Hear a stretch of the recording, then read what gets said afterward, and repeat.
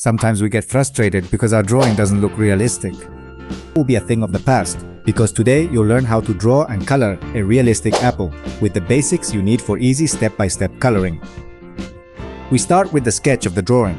In this case, the apple is characterized by having the top part a little wider than the bottom, and at the top there's a small indentation from which a small stem emerges, and often a leaf as well. To draw realistically, we need to keep in mind where the light is coming from and where the shadow falls. The main colors of this drawing will be blue and red. Since it's a spherical object, the edges are usually a bit darker, so I'll lightly apply a layer of blue without pressing, and then I'll apply the red color with pressure. That way we get a darker reddish tone, almost a bit more purple. To draw realistically, we need to master gradation. For that, when we want to color dark tones with a color, we need to vary the pressure of the pencil on the paper. Practice this exercise several times.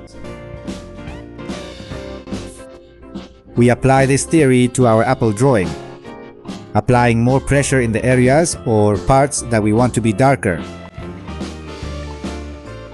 I use the color orange in some areas so that the drawing doesn't end up all the same tone.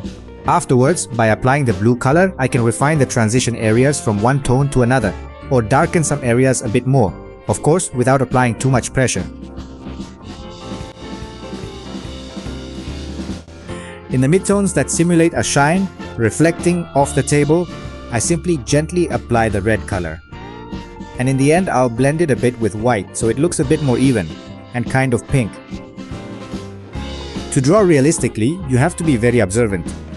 I'm using a reference photo from the internet. And before I started coloring, what I did was mark the areas where the highlights and shadows would go.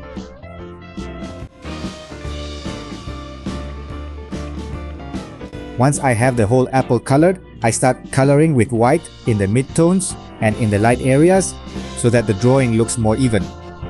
And those tones become lighter and a bit more pinkish. That way we give the drawing more volume.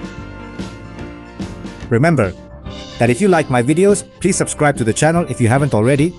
Give the video a like because that helps me a lot, and turn on notifications so you don't miss future videos.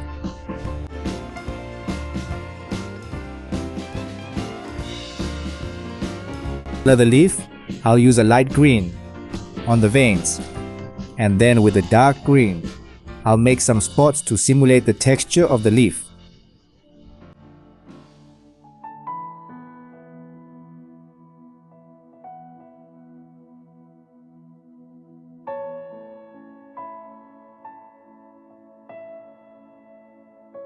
With the scalpel, I use a little trick, which is to remove a bit of pigment to make some of the apple's characteristic spots.